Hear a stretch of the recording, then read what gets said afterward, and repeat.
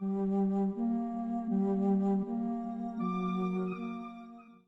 nuage qui était au-dessus des cavernes était bien loin de lui, mais Stenixo arrivait quand même à le voir.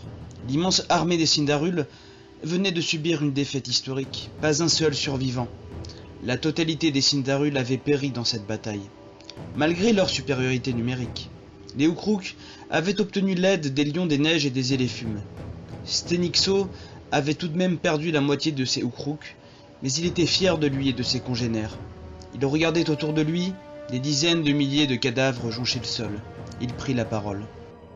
Ukruk, mes chers frères, voici le jour de notre grande victoire. Le peuple Sindarul n'est plus. Gloire à ceux qui sont tombés aujourd'hui. Gloire ! Hurlèrent les Ukruk survivants. Il faut maintenant envoyer un groupe d'éclaireurs tuer le restant des Sindaruls dans la jungle.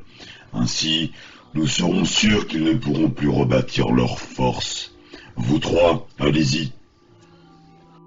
Dit-il en désignant les trois Ukruk devant lui. Stenixo avait été gravement blessé lors de cette bataille, ce qui augmentait le nombre de balafres et cicatrices qui le recouvraient. Un Ukruk se présenta devant Stenixo et de son lion Sirio.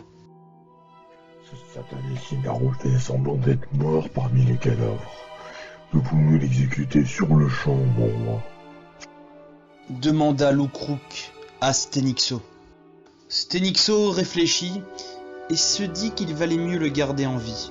Il pourrait détenir des secrets Sindarul que les Ukruk ignoraient.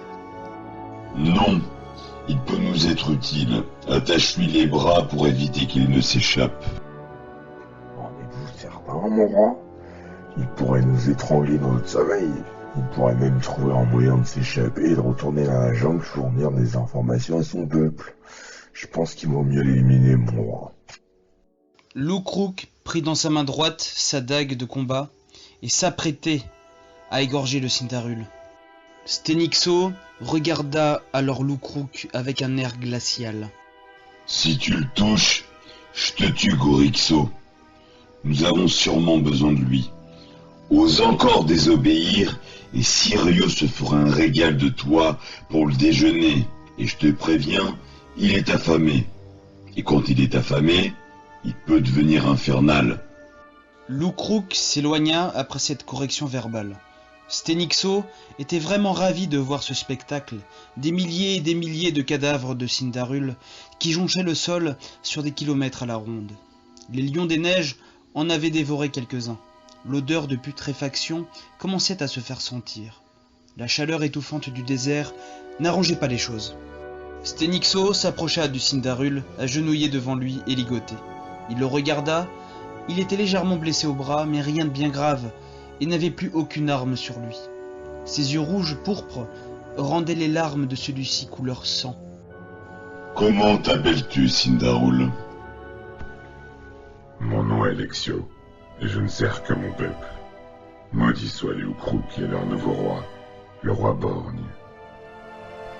Dit Lexio d'un ton moqueur. Ses larmes continuaient de couler. Comment oses-tu prendre ce ton alors que tu es à notre merci? Je crois que tu ne tiens pas à la vie. Je n'ai qu'une seule envie, celle de te tuer, mais je vais te garder prisonnier et t'emmener jusqu'à mon village. Retournons sur nos terres, dans le nord. Nous sommes adaptés au climat froid. Nous ne sommes pas adaptés pour la jungle. J'ai envoyé 3 de nos frères exécuter le restant des Sindarul dans la jungle. Dit Stenixo devant ses frères Ukruk encore en vie. Ils n'étaient plus très nombreux, il fallait absolument ne plus perdre un seul Ukruk pour ne pas faire sombrer l'espèce. Laissant la montagne de cadavres derrière lui, Stenixo monta sur Sirio et commença à marcher vers le nord en compagnie de son armée d'Ukruk et de ses bêtes. Stenixo avait mis fin à des milliers d'années d'affrontements sanglants et meurtriers. La paix venait enfin de voir le jour, mais à quel prix? Ils marchèrent alors lentement et tranquillement, car la peur d'être attaqués par un Sindarul avait complètement disparu.